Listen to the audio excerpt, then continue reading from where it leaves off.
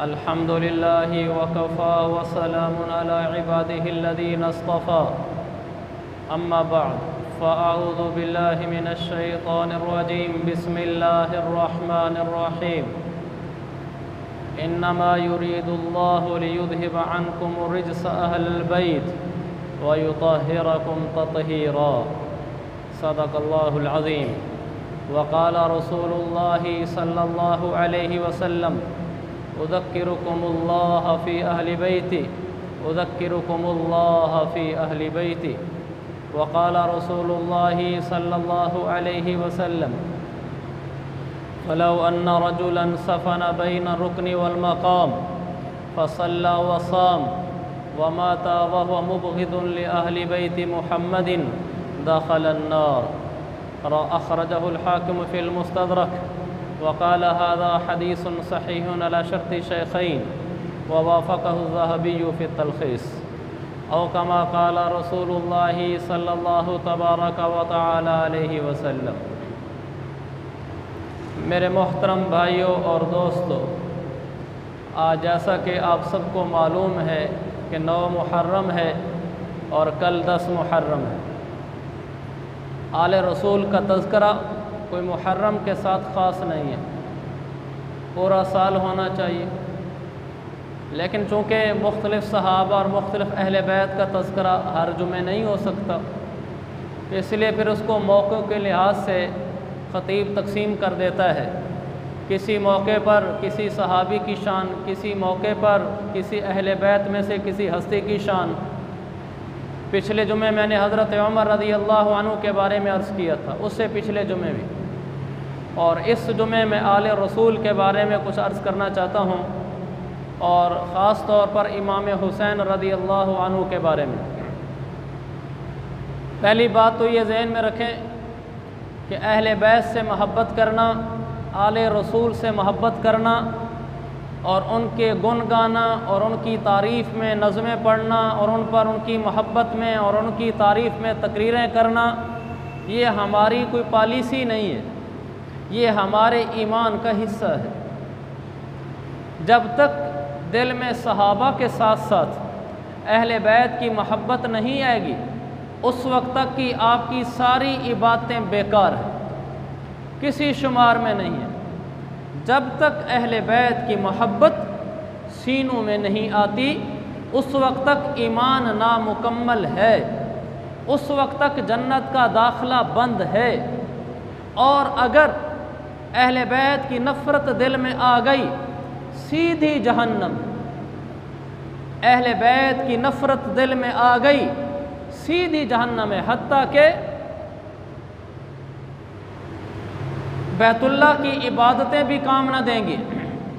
میں آپ کو صحیح حدیث سنوں، اللہ کے نبی صلی اللہ علیہ وسلم نے فرمایا فَلَوْ أَنَّ رَجُلًا سَفَنَ بَيْنَ الرُّكْنِ وَالْمَقَامِ، اگر کوئی آدمی یہ کام کرے کہ وہ بیت اللہ جائے، اور بیت اللہ میں رش ہوتا ہے، وہاں جا کر بھی وہ حجر اسود کے پاس اور حتیم سے پہلے وہاں جا کر اس قریب کے موقع پر کھڑا ہو کر عبادتوں میں مشغول ہو، اور عبادتیں بھی کیسی کرے؟ فرمایا فصلی وصام، وہاں جا کر نماز پڑھے، وہاں جا کر روزے رکھے کہ اس کا روزہ بیت اللہ میں، اس کی نماز بیت اللہ میں، اتنی بڑی عبادت کے بعد لیکن ایک خامی ہو اس میں، مات وہو مبغض لآل بیت محمد، آپ علیہ السلام نے فرمایا اگر مرتے وقت اس کے دل میں اہل بیت کی نفرت ہوئی، بھلا وہ بیت اللہ کا عبادت گزار، شب دار، روزہ دار ہے،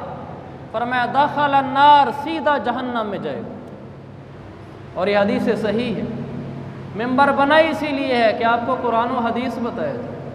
اس لیے میرے عزیز بھائیو، اہل بیت کے تذکرے، ان سے محبت، یہ کوئی پالیسی نہیں ہے۔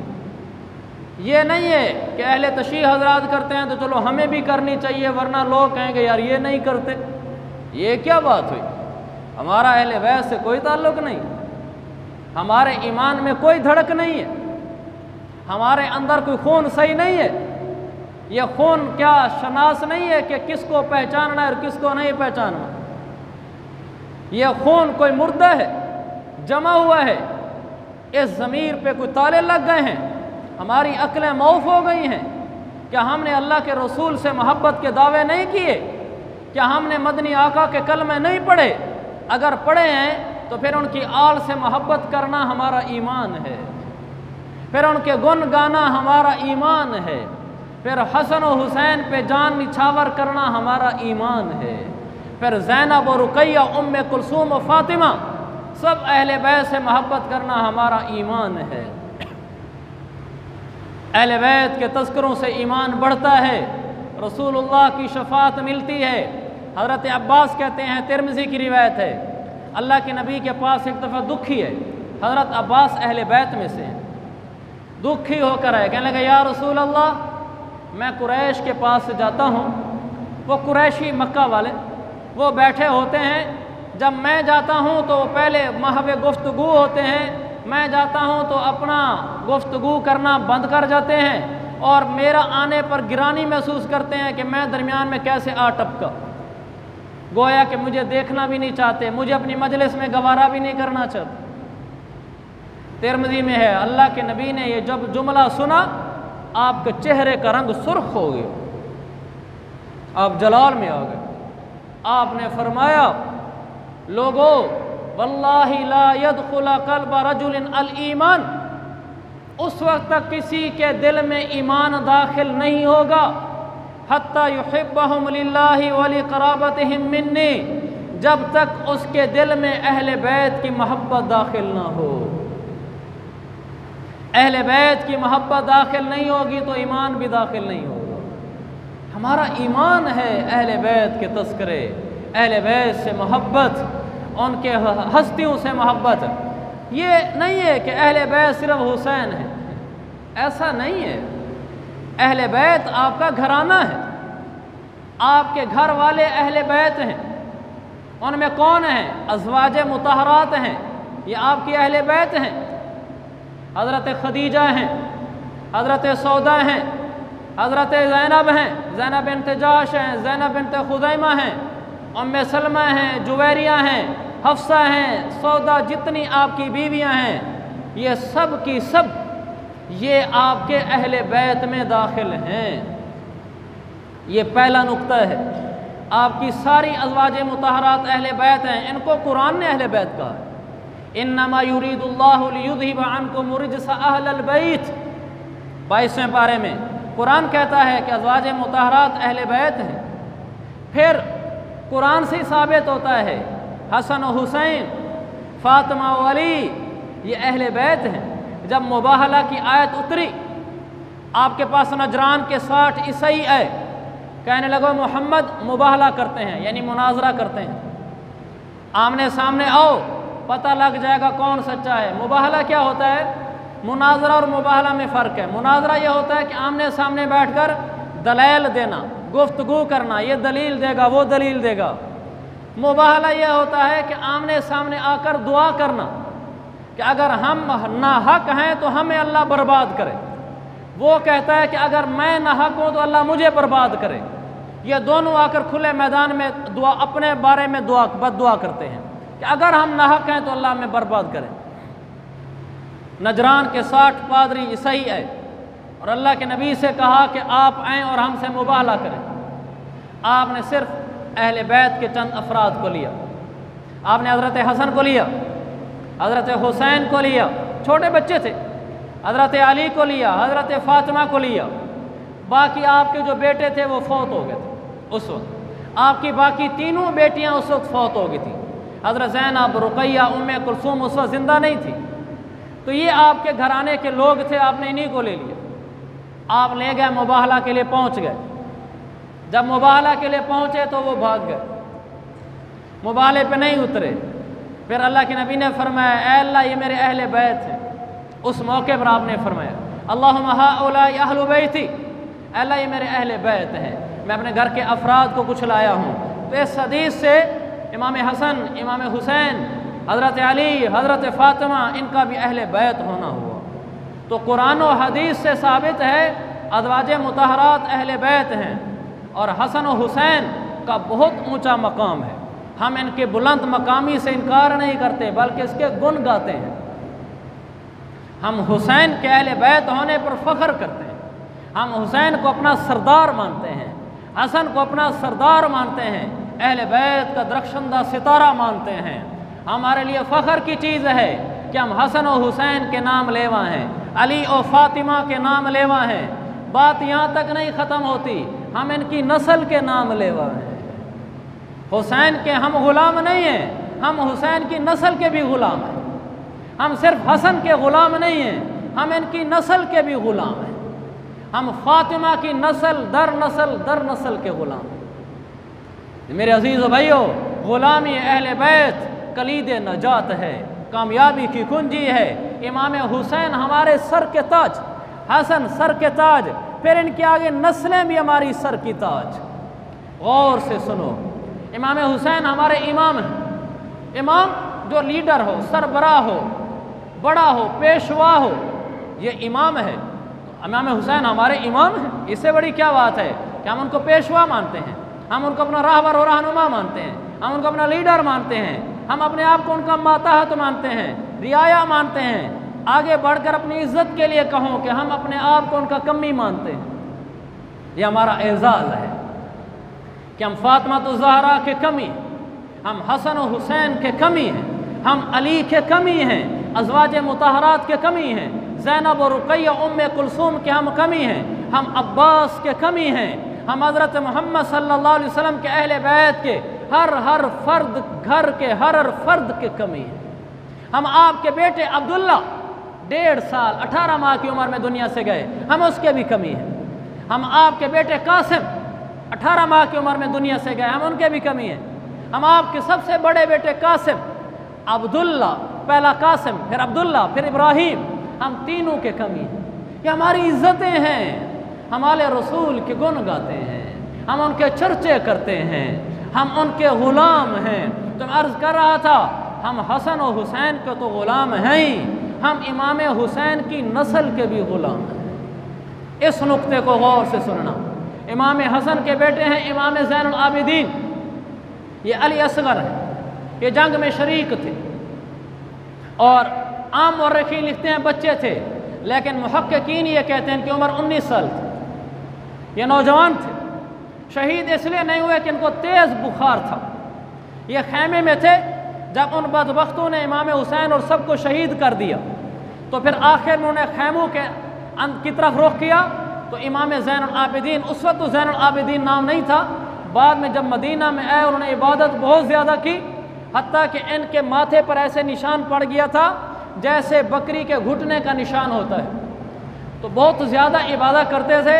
تو پھر ان کا لقب پڑا سجاد، سجاد بہت سجدے کرنے والا۔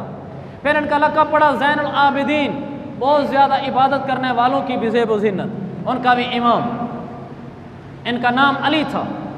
امام حسین کے بیٹے 2 تھے جن کا نام علی تھا، ایک علی تھا اس کو علی اکبر کہتے تھے، دوسرا بھی علی تھا اس کو علی اصغر کہتے تھے کیونکہ وہ چھوٹا تھا۔ علی اکبر شہید ہو گئے تھے، علی اصغر شہید نہیں ہوئے تھے، یہ خیمے میں تھے۔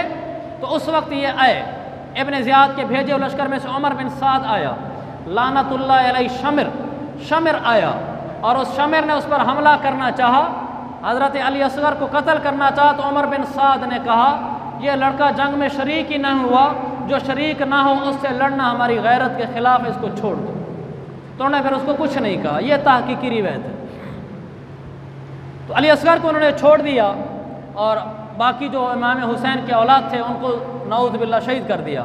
تو آل رسول کا سلسلہ انہی علی اصغر سے چلا، کیونکہ باقی تو شہید ہو گئے تھے۔ امام حسن کے بیٹے قاسم جنگ میں شریک تھے، شہید ہو گئے تھے۔ امام حسن کے 2 بیٹے اور تھے، وہ بھی جنگ میں شریک تھے اور شہید ہو گئے۔ امام حسین کے بیٹے شریک تھے، شہید ہو گئے، لیکن یہ ان کے بیٹے علی اصغر بچ گئے تھے۔ یہ واپس صحیح سالم وہاں سے مدینہ پہنچے تھے۔ کربلا کا لمبا واقعہ جو میں نے پچھلے سال 10 محرم کو عرض کیا تھا، تو اس وقت میرا خیال ہے کہ میں آپ کو کربلا کا واقعہ تو سنا چکا ہوں، واقعے سے متعلقہ کچھ اور باتیں بتاؤں۔ تو امام حسین کی جو نسل چلی ہے وہ علی اصغر سے چلی ہے۔ یہ مدینہ میں آ گئے، مدینہ میں رہنا شروع ہو گئے، پھر ان سے آگے نسل چلی۔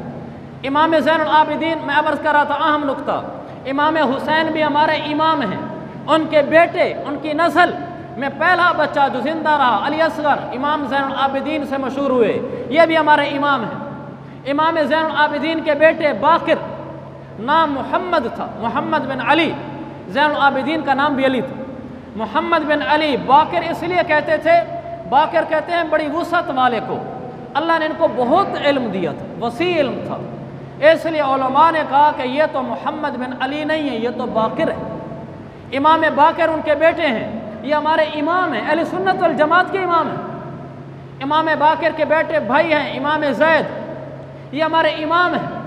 امام باقر کے بیٹے ہیں امام جعفر صادق، یہ ہمارے امام ہیں، اہل سنت کے امام ہیں۔ جیسے امام ابو حنیفہ امام ہیں، امام جعفر صادق کا مقام بھی فقہ میں ایسے ہی بلند ہے۔ جیسے امام ابو حنیفہ کی فقہ ہے، ایسے امام جعفر صادق کی بھی فقہ ہے، اگرچہ بعد میں اس کو بعضوں نے بدل دیا، لیکن امام جعفر صادق بہت بڑے امام گزرے تھے۔ تو عرض کردہ امام حسین ہمارے امام، ان کے بیٹے زین العابدین ہمارے امام، ان کے بیٹے امام باقر ہمارے امام، اور ان کے بیٹے امام جعفر صادق وہ ہمارے امام، ان کے بیٹے امام موسیٰ کاظم ہمارے امام، ان کے بیٹے امام علی رضا وہ ہمارے امام، ان کے بیٹے امام محمد تقی وہ ہمارے امام، ان کے بیٹے امام علی نقی وہ ہمارے امام، ان کے بیٹے حسن عسکری وہ ہمارے امام۔ یہ سب ہمارے امام ہیں اور ہم ان سب کے غلام ہیں۔ آج تک جو امام حسین کی نسل چلتی ہے ہم ان کے بھی غلام ہیں۔ پھر آگے امام حسن، وہ بھی ہمارے امام، ان کے بیٹے امام حسن مصنع وہ ہمارے امام، ان کے بیٹے امام عبداللہ محض وہ ہمارے امام، ان کے بیٹے امام نفس زکیہ وہ ہمارے امام۔ پھر امام حسن کی نسل میں سے آخر میں آئیں گے امام مہدی، وہ بھی ہمارے امام۔ ہم حضور کے سارے گھرانے کے غلام ہیں۔ علی بھی ہمارا ہے، فاطمہ بھی ہماری ہیں، حسن بھی ہمارا ہے، حسین بھی ہمارا ہے، زین العابدین بھی ہمارا ہے، باقر بھی ہمارا ہے، جعفر صادق بھی ہمارا ہے، موسیٰ کاظم بھی ہمارا ہے، علی رضا بھی ہمارا ہے، تقی ہمارا ہے، نقی ہمارا ہے، حسن عسکری ہمارا ہے۔ یہ سب ہمارے ہیں اور ہم ان سب کے ہیں۔ ان سب سے محبت کرنا جزو ایمان ہے، جزو ایمان ہے۔ جنہوں نے امام حسین سے محبت کی ان کے بیڑے پار، جنہوں نے امام حسین سے نفرت کی ان کے بیڑے برباد۔ جو امام حسین کے ہم نوا تھے میدان کربلا میں وہ سب اعلیٰ درجے کے جنتی، اور جو امام حسین کے خلاف تھے وہ سارے برباد ہوئے۔ زمانہ بدلتا ہے، زمانہ بدلتا ہے۔ انہوں نے اگرچہ امام حسین کو قتل کر دیا مگر حسین آج بھی زندہ ہے۔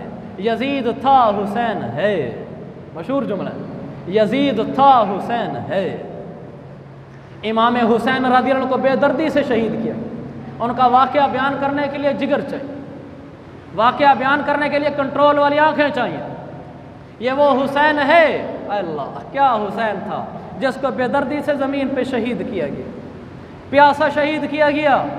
یہ وہ حسین ہے جو بچپن میں تھا کبھی میرے نبی کے قدموں پہ کھڑا ہوتا ہے، اللہ کے نبی ایسے حسین کو کھڑا کرتے روح پر کرتے تھے۔ کبھی وہ آپ کی گود میں بیٹھتا ہے، کبھی آپ کے پیٹ پہ لیٹتا ہے اور پیشاب کر دیتا ہے۔ مسند احمد کی حدیث ہے، امام حسین پیٹ پہ لیٹے ہوئے تھے، بچپن میں پیشاب کر دیا، ایک صحابی لپکے اٹھانے کے لیے، آپ نے فرمایا نہ نہ نہ، اس کو پیشاب کرنے دو۔ اور اس حسین کو کیا سمجھو گے؟ میرے نبی کے پیٹ پر کھیلا ہے، پیشاب کیا ہے تو میرے نبی نے اٹھانے والے کو روک دیا، حسین کو نہ اٹھا۔ اس حسین کو کون سمجھے گا؟ پھر وہ آپ کے سینے سے آپ نے وہ لگایا ہے، یہ حسین میرے نبی کے قدموں پہ کھڑا ہوا، یہ حسین میرے نبی کی گود میں آیا، یہ حسین میرے نبی کے پیٹ پہ کھیلا، یہ حسین میرے نبی کے سینے سے چمٹا، یہ حسین میرے نبی کی چادر میں لپٹا، آپ اس کو چادر میں لپیٹ کر لاتے تھے۔ یہ حسین ہے۔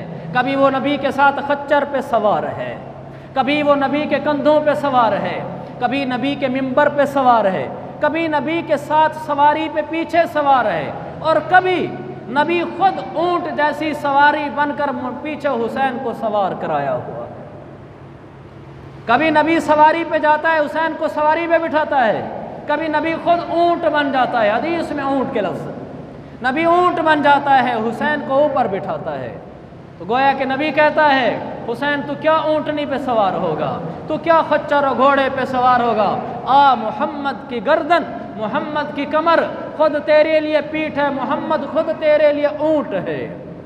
آپ آئے مجمع زوائد کی حدیث ہے، مکان کے اندر آپ نے اپنے دونوں ہاتھ زمین پہ نیچے رکھ دیے اور حسین و حسن کو بلا کر اوپر بٹھا دیا، اور آپ خود کہہ رہے تھے نعم الجمل جملکما، ارے حسن و حسین بتاؤ تمہارا اونٹ کیسا ہے، اپنے آپ کو اونٹ کہہ رہے تھے، اور حسن و حسین کو بٹھا رکھا تھا۔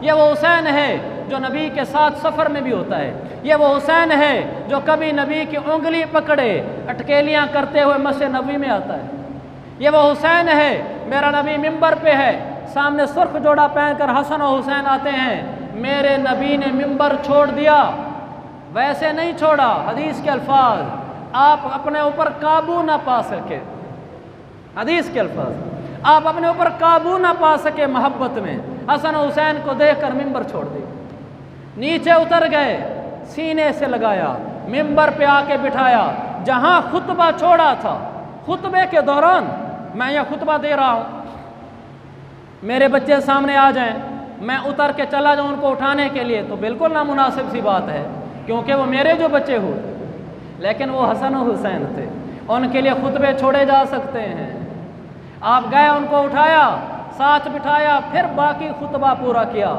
ارے ان کے لیے خطبے نہیں چھوڑے جا سکتے، ان کے لیے فرض نمازیں ان کی ترتیب بدلی جا سکتی ہے، کیسے؟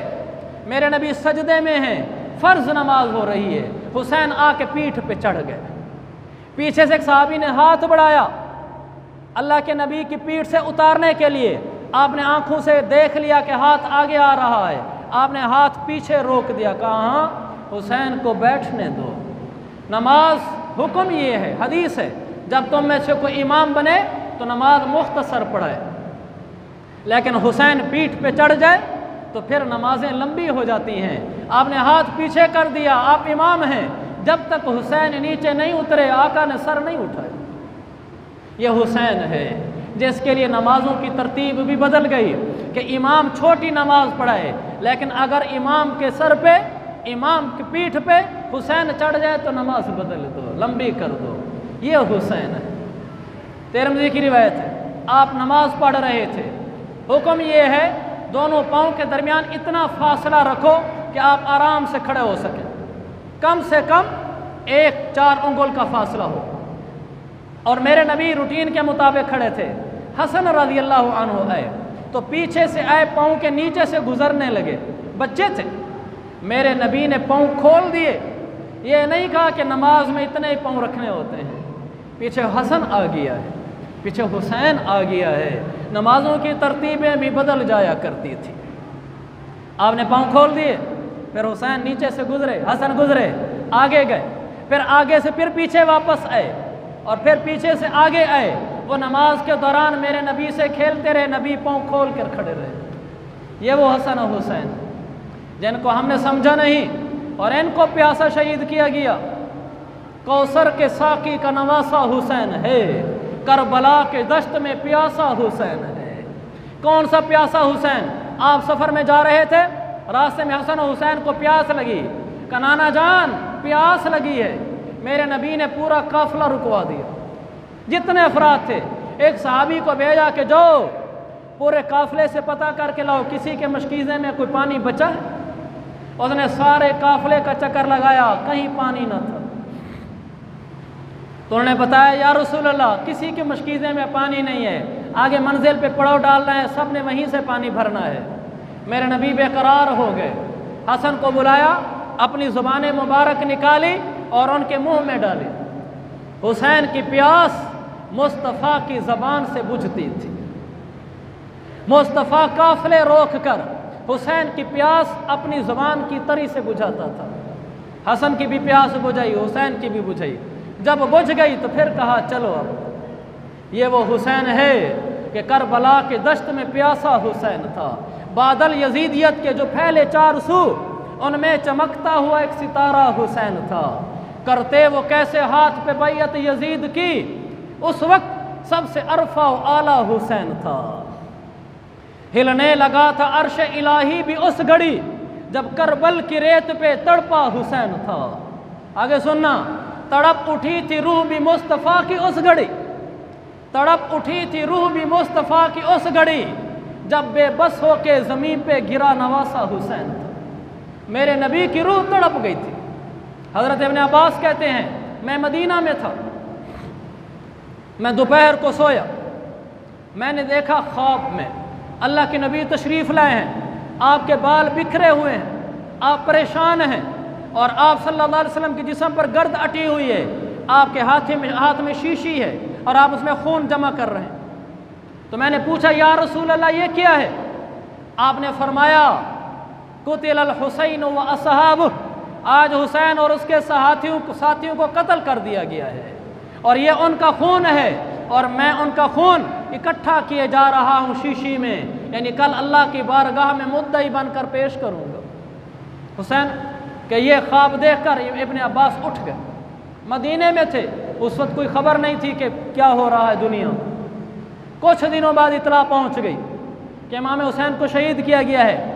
ابن عباس نے تاریخ معلوم کروائی کہ کس دن شہید کیا، انہوں نے کہا جی فلاں تاریخ 10 محرم کو جمعے کے دن ظہر سے پہلے، ظہر کے وقت، انہوں نے کہا میں بھی اسی ٹائم سویا تھا جس ٹائم حسین شہید ہوئے، اسی ٹائم میرے آقا ان کا خون جمع کر رہے تھے۔ یہ وہ حسین ہے جس کی امت نے لاج نہ رکھی، اور اپنا اللہ کی قسم امام حسین بے بس تھے، امام حسین مجبور تھے، امام حسین بے قصور تھے۔ آپ تاریخ پڑھ کر دیکھیں، سچوں کی تاریخ پڑھ کر دیکھیں، مستند تاریخ پڑھ کر دیکھیں، امام حسین مظلوم ہیں۔ انہوں نے کہا کربلا میں پہنچ کر، انہوں نے کہا کہ میں نہیں لڑنا چاہتا، میں لڑنے نہیں آیا تھا۔ جب عمر بن سعد کا لشکر آیا 4000 کی نفری لے کر، انہوں نے کہا میں نہیں لڑنا چاہتا، مجھے واپس جانے دو، میں تو لڑنے نہیں آیا۔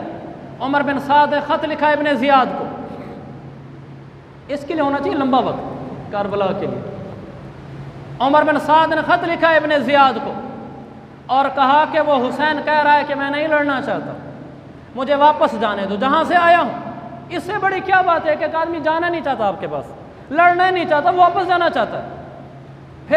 پھر امام حسین نے دوسرا کہا اچھا مجھے مسلمانوں کی سرحدوں پر ایک عام مسلمان جیسی زندگی گزارنے دو۔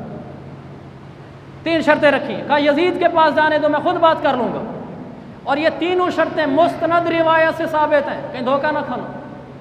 الحمدللہ میں چھوٹا آدمی ہوں لیکن میں اس ممبر سے کوئی غیر مستند بات نہیں کرتا، میں تحقیق کے بعد عرض کرتا ہوں، یہ ممبر ذمہ داری ہے، اللہ کے ہاں میں نے جملوں کا جواب دینا ہے جو میں آپ کو بتاتا ہوں، ایران تران کے سنے ہوئے قصے نہیں، جو قرآن و سنت اور تاریخ صحیح کی روایت ہے وہ عرض کرتا ہوں۔ تو جب یہ خط پہنچا ابن زیاد کے پاس کوفہ میں، ابن زیاد نے بھی اچھا سمجھا کہ چلو اچھا ہوتا ہے حسین سے لڑائی نہیں ہوتی، آل رسول۔ شمر نے درمیان میں بدبختی کی، اس لیے آج تک عمر بن سعد اور ابن زیاد میں سے زیادہ مشہور نام بدبختی میں شمر کا ہے، یہ لفظ صحیح شمر ہے، شمر نہیں ہے، شمر ابن ذلجوشہ۔ اس نے شرارت کی، اس نے کہا ابن زیاد سے یہ کیا کر رہا ہے؟ ابن زیاد تیار ہو گیا تھا کہ ٹھیک ہے ان کو واپس جانا۔ شمر نے کہا نہیں، اس کو کہو حسین کو تیرے پاس پہنچے، بس تیرے آگے آ کر بیعت کرے، تیرے پاس حاضری دے، پھر تو خود دیکھنا اس کے ساتھ جو کرنا ہو، نہ چھوڑ اس کو۔ اس نے پھر خط لکھا عمر بن سعد کو کہ حسین کو کہیں جانے کی اجازت نہیں، یا صحیح سالم اس کو میرے پاس پہنچاؤ، میرے آگے پیش کرو، یعنی میں پھر جو چاہوں کروں، یا پھر اس کے ساتھ جنگ کرو، اور اگر تم جنگ نہیں کرتے تو اس کی قیادت لشکر کی چھوڑ دو، شمر اس کا قائد ہوگا اس لشکر کا۔ جب عمر بن سعد کے پاس یہ خط ہے، اس نے خط پڑھا تو وہ سمجھ گیا، اس نے کہا شمر یہ تیری بدبختی لگتی ہے، مجھے لگتا ہے جب اس نے لکھا ہے کہ شمر کے ہاتھ میں قیادت اور چارج دے دو، تیری شرارت ہے، اچھا خاصا ہم اہل بیت کے خون سے بچ رہے تھے، تو نے شرارت کی۔ تو شمر کی شرارت کی وجہ سے جنگ وجود میں آئی، امام حسین تو واپس آنا چاہتے تھے، تو پھر انہوں نے کہا ہم نے لڑنا ہے۔ شمر نے اسی وقت پہنچتے ہی کہا کہ جنگ ہوگی، یہ 9 محرم کی شام تھی، تو امام حسین نے کہا کہ آج رات رہنے دو، کل کر لیں۔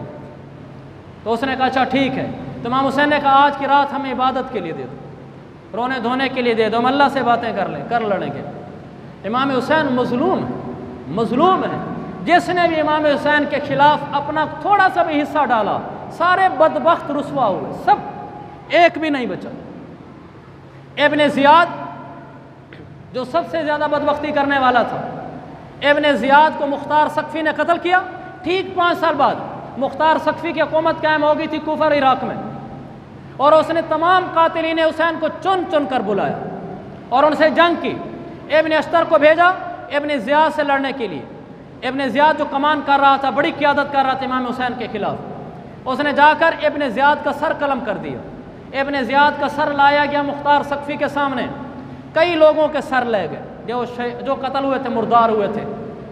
ترمذی کی حدیث ہے، ترمذی کی، امام حسین کا مخالف دنیا میں بھی رسوا ہوگا اور آخرت میں بھی۔ امام حسین اور آل رسول کا محب دنیا میں بھی پار ہوگا اور آخرت میں بھی۔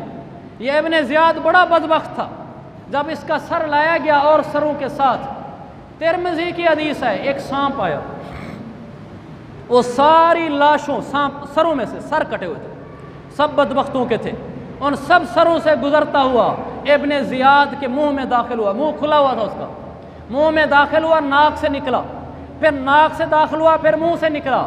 جتنی دیر تک وہ سر پڑے رہے، وہ سارے سروں میں سے سانپ صرف ابن زیاد کے ناک اور منہ سے داخل ہو کے نکلتا تھا۔ یہ تو دنیا میں ہو رہا تھا، قبر میں کیا ہوگا؟ یہ ابن زیاد کے ساتھ ہوا۔ حسین بن نمیر نے جب امام حسین فرات کی طرف بڑھے تھے پانی پینے کے لیے، اس نے تیر چلایا تھا، البدایہ و نہایہ میں ہے، تیر چلایا تھا تو آپ کا ہونٹ مبارک، اللہ، ارے یہ وہ ہونٹ ہے جس پہ میرے آقا ہونٹ رکھتے تھے، اللہ، اس نے تیر چلایا، حسین ہم تیرے ساتھ، اس نے تیر چلایا اور آپ کے ہونٹوں کو لگ گیا، زخمی ہو گیا ہونٹ، آپ پانی نہ پی سکے۔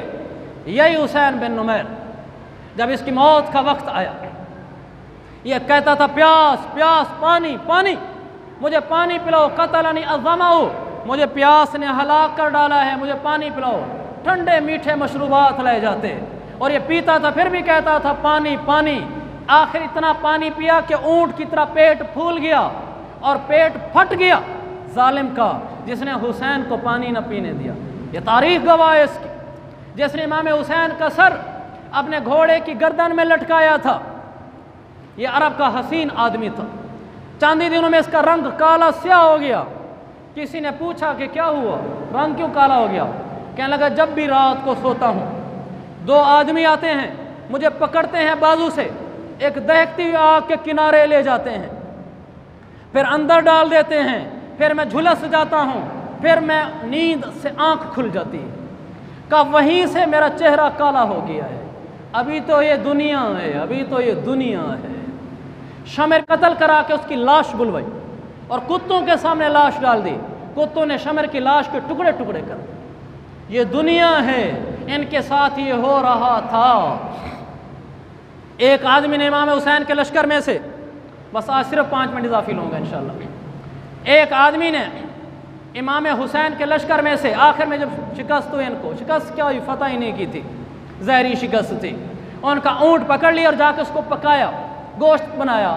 جب دیگ سے سالن پکنے کے بعد ڈھکن اٹھایا، اس میں سے سالن نکالنے کے لیے ایک بوٹی بھی نہیں تھی، سارے خون کے لوتھڑے تھے۔ امام زہری بیان کرتے ہیں، حدیث صحیح ہے، روایت صحیح ہے، امام زہری بیان کرتے ہیں جس دن امام حسین کو شہید کیا گیا، ملک کے شام میں جو پتھر بھی اٹھایا جاتا تھا اس کے نیچے خون لگا ہوتا تھا۔ یہ سب صحیح روایات ہیں۔ ابو قبیل کہتے ہیں امام حسین جب شہید ہوئے اس دن سے لے کر 2-3 مہینے تک جب بھی سورج نکلتا تھا، 2-3 مہینے تک صبح جب اس کی روشنی دیواروں پر پڑتی تھی ایسے لگتا تھا جیسے دیواروں پر روشنی نہیں پڑی، خون کی لپائی کی ہوئی ہے، خون کی لپائی کی ہوئی۔ امام حسین کی شہادت کا اثر زمین پہ پڑا کہ ہر پتھر خون آلود ہوا، ان کی شہادت کا اثر آسمان پہ ہوا۔ کیسے؟ ابن اسیر نے لکھا ہے کہ آسمان کے اوپر وہ اس وقت کربلا میں نہیں تھے جس کا یہ بیان ہے، وہ کہتے ہیں کہ اس وقت میں شام میں تھا، دن کے وقت ہم دیکھتے ہیں کہ سورج غائب ہو گیا، سورج غائب ہو گیا، اندھیرا چھا گیا، اور ایسا اندھیرا چھایا کہ ہمیں دن کے وقت ستارے نظر آنے لگے۔ صحیح روایت ہے ابن اسیر کی۔ یہ وین وہی دن تھا جس دن امام حسین کو زور میں شہید کیا جا رہا تھا۔ آپ کی شہادت کا اثر زمین پہ ہوا کہ پتھر خون آلود ہوئے، آسمان پہ ہوا، سورج غائب ہوا، اور اس کا اثر فضا میں ہوا، ہر جگہ ہوا، پوری فضا اس سے آلود تھی۔ فضا میں ہوا کہ وہ ساری سورج کی روشنی سے دیواریں لیپ نظر آتا تھا۔ میرے عزیز بھائیوں، جو حسین کے ساتھ تھے وہ کامیاب ہوئے، سر کٹا کے بھی کامیاب ہوئے۔ جو حسین کے مخالف تھے وہ گھوڑے دن دنا کے اور گھوڑے ہن ہنا کے اور خود مسکرا کے برباد ہوئے، اور اب تک برباد ہیں۔ جو بھی حسین کا محب ہے وہ پار ہے، جو حسین سے نفرت کرتا ہے وہ برباد ہے۔ اللہ میں عشق صحابہ نصیب فرمائے، عشق اہل بیت نصیب فرمائے، اہل بیت کے ہر فرد سے محبت نصیب فرمائے۔ امام حسین سے محبت، ان کے بیٹے زین العابدین سے محبت، ان کے بیٹے امام باقر سے محبت، ان کے بیٹے امام جعفر صادق سے محبت، ان کے بیٹے امام موسیٰ کاظم سے محبت، ان کے بیٹے امام علی رضا سے محبت، ان کے بیٹے امام نقی سے محبت، ان کے بیٹے امام تقی سے محبت، اور ان کے بیٹے امام حسن عسکری سے محبت نصیب فرمائے۔ امام حسن کے بیٹے حسن مصنع سے محبت، ان کے بیٹے امام عبداللہ محض سے محبت، ان کے بیٹے امام نفس زکیہ سے محبت، ان کی نسل میں سے آنے والے آخر میں امام مہدی سے محبت۔ اللہ یہ محبت پہ جینا، اسی محبت پہ مرنا نصیب فرمائے۔ وآخر دعوانا ان الحمد للہ رب العالمین۔